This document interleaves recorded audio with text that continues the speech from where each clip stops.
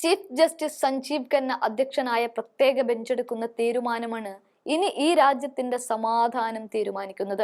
പള്ളികൾക്കിടയിൽ എല്ലാം തന്നെ ഹിന്ദു ക്ഷേത്രം എന്ന വാദവുമായി ഹൈന്ദവ സംഘടനകൾ വരുമ്പോൾ രാജ്യം നീങ്ങുന്നത് നിർണായക ഘട്ടത്തിലൂടെയാണ്. മതേതരത്വം എന്നത് ഇന്ദിരാഗാന്ധി കൂട്ടിച്ചേർത്തതാണ് ഭരണഘടനയിൽ എന്നൊക്കെ പറഞ്ഞുകൊണ്ട് ഭരണഘടനയുടെ ആമുഖം തന്നെ പൊളിച്ചെഴുതണമെന്ന് പറഞ്ഞ BJPക്ക് കോടതിക്ക് മുന്നിൽ 1901 ആരാധനാലയ നിയമത്തിന്റെ സാധുത ചോദ്യം ചെയ്യുമ്പോൾ സുപ്രീം കോടതി പ്രത്യേക ബെഞ്ച് രൂപീകരിച്ച് അടിയന്തരമായ ചില തീരുമാനങ്ങൾ എടുക്കേണ്ടതുണ്ട്.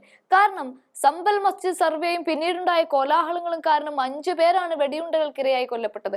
അതിന് പിന്നാലെ ഇതിനിടെ UPയിലെ അഡാല മസ്ജിദ് ക്ഷേത്രവുമായി പ്രഖ്യാപിക്കണമെന്ന ഹർജിയും സമർപ്പിക്കുകയും അതിനുള്ള കോലാഹലങ്ങളും തുടങ്ങുകയും ചെയ്യുമ്പോൾ രാജ്യത്തെ എല്ലാ പള്ളികളും ഭീഷണികളാണ് നേരിടുന്നത്. പള്ളികൾ ഭീഷണികൾ നേരിടുക എന്ന് പറഞ്ഞാൽ മതേതരത്വത്തിന് ഇളക്കം തട്ടുക എന്നാണ് അർത്ഥം.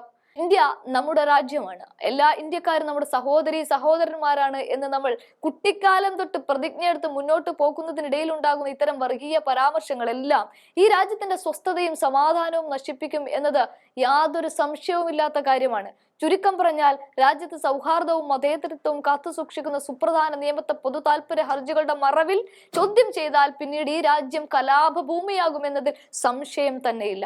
കാരണം പലയിടങ്ങളിൽ നിന്നായി നമ്മൾ കണ്ടുവരുന്നത് അതാണ്. ആരാധനാലയ സംരക്ഷണ നിയമത്തിന്റെ സാധുത ചോദ്യം ചെയ്തുള്ള ഹർജികളിൽ വാദം കേൾക്കാൻ തീരുമാനിച്ചിരിക്കുകയാണ് സുപ്രീം കോടതി. ഡിസംബർ 12 മുതൽ വാദം കേൾക്കാൻ ചീഫ് ജസ്റ്റിസ് അധ്യക്ഷനായി പ്രത്യേക ബെഞ്ചാണ് രൂപീകരിക്കുന്നത്. ഇതിനിടെ UPയിലെ അഡാല മസ്ജിദ് ക്ഷേത്രമായി പ്രഖ്യാപിക്കണമെന്ന ഹർജിക്കെതിരെ പള്ളി കമ്മിറ്റി അലഹബാദ് ഹൈക്കോടതിയും സമീപിച്ചു.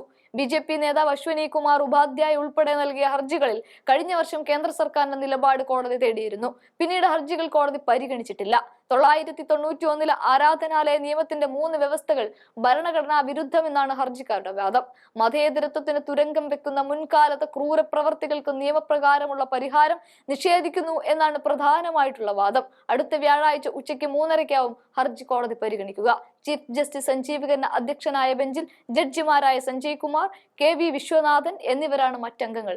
നിയമമില്ലാതായാൽ രാജ്യത്ത് ഗുരുതര പ്രത്യാഘാതങ്ങൾ ഉണ്ടാകുമെന്ന് കക്ഷി ചേരാനുള്ള അപേക്ഷയിൽ ഗ്യാൻവാപ്പി പള്ളി കമ്മിറ്റി വ്യക്തമാക്കുകയും ചെയ്യുന്നുണ്ട്. സംഭൽ പള്ളി സർവേയെ ചൊല്ലിയുള്ള സംഘർഷത്തിൽ 5 പേർ മരിച്ചതും ചൂണ്ടിക്കാട്ടിയാണ് ഗ്യാൻവാപ്പി കമ്മിറ്റി സത്യവാങ്മൂലം നൽകിയത്. ഇതിനിടെ UPയിൽ ജൻപൂരിൽ സ്ഥിതി ചെയ്യുന്ന അഡാല മസ്ജിദ് ക്ഷേത്രമാണെന്ന ഹർജി ഫയൽ സ്വീകരിച്ച പ്രാദേശിക കോടതി തീരുമാനത്തിനെതിരെ പള്ളി കമ്മിറ്റി അലഹബാദ് ഹൈക്കോടതിയെയും സമീപിച്ചിട്ടുണ്ട്.